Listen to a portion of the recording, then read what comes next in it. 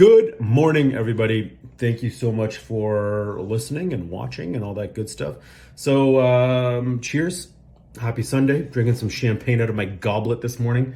This was my 2014 birthday goblet. And here we are. I had some awesome breakfast this morning, but Boo Boo and my beautiful wife Carla are out of the house, so I get to do whatever the hell I want. So that includes drinking some champagne and making an extra loud video for you guys today. So, let's talk real estate real quick. So the sky has not yet fallen, despite what some of you bears have been hoping for so long.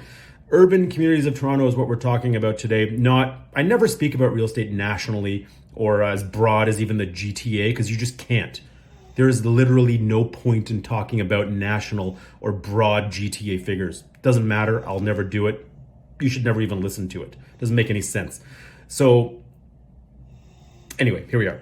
Houses performed really well last week on the back of a great week prior to that. There's a lot of confidence returning to the house, aka freehold market right now. There were 30 sales this past week with an average price of $1,327,310,000, up 7.2% from the week prior, which was a pretty solid week as well. So despite what a lot of people might think, there aren't too many buying opportunities at steep discounts in our urban markets right now. There are, however, some homes that are offering discounts. So it's really important to stay tuned and on top of these things to know specifically what this means for you in the market that you are specifically looking at. For example, there were two homes that sold in the East Leslieville area on a street called Woodfield. Identical homes, one semi and another semi, built by the same builder at the same exact time, offered for sale one after another. One of them sold for 1.9, the other one sold for 1.7. There was a $200,000 gap during this time. One sold pre-lockdown, one sold after lockdown. That's a $200,000 difference. So there are some opportunities available, just not a lot. Some homes are still selling for more than their asking price for exactly what you would expect them to sell for in a normal market.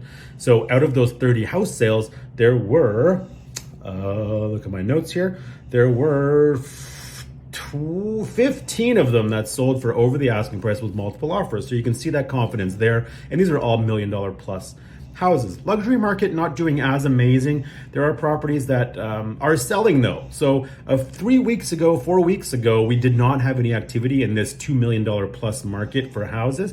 Now we do. So but there are some discounts being offered at that price point. So there could be some opportunities for you.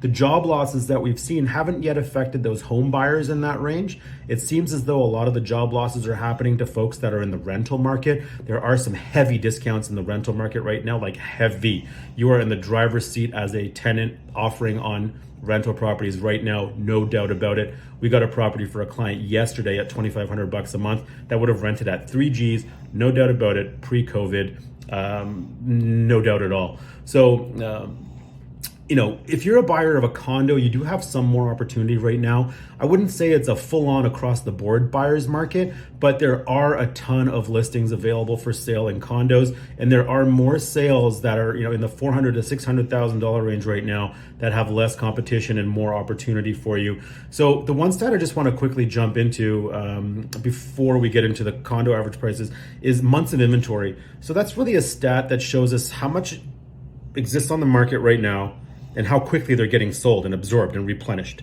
So we have, for example, for houses, a lot of people think that it's a strong buyer's market, but in our urban communities right now, we have 2.5 months of inventory available. That's based on 296 active listings getting absorbed at a rate, according to April's numbers, of 118 units a month, but we're not even done April yet. So that 118 will turn into 150 pretty quickly. But based on the 118, that's 2.5 months of inventory, which will come down in the next few days. So it's still a pretty tight seller's market in a lot of urban communities. So make no mistake, there aren't too many deals there. Condos are a different story. I mean, with condos, we've got 955 available listings getting absorbed at a rate of 152 listings a month. So you can see that a 6.5 month supply puts buyers of condos in the driver's seat a little bit more than with houses. But keep in mind with condos, like, you're not getting deals on those end user, by end user I mean people that want to buy to live in for themselves.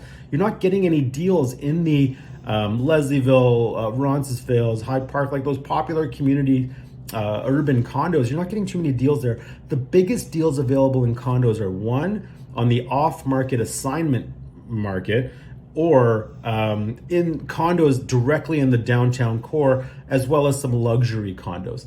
Those ones are not performing as well as their less expensive counterparts, or they're even more expensive counterparts in urban communities. So really important to draw that distinction, that there's tight micro markets happening all over the place in Toronto, and even in Toronto's urban communities. So what happens on average in our urban communities may not reflect what's happening in the street, neighborhood, or community that you are interested in. So it's very, very, very important to talk to me and understand how it looks where you are looking. So anyway, that's it for now. I'll try to keep these videos shorter and shorter and shorter. But have a read. It'll be on the blog at thespringteam.ca, but it's also on the Facebook post here, as well as below this IGTV caption. So have a look. I'd love to hear your comments below. Let me hear what you guys are seeing and thinking. I have a lot of real estate agents commenting on this stuff, but I really want to hear from people that aren't real estate agents. Like, honestly, I want to hear from just, your average civilian out there, what you feel and what are you scared of, and like, what is keeping you up at night in terms of real estate, or is it at all? How's your job? Are you safe? Are you secure? Like, I want to hear from you. So hopefully you guys are doing well. I'm going to continue to enjoy my Sunday morning champagne all solo in my house for the first time this week. And we'll talk to you soon. Peace.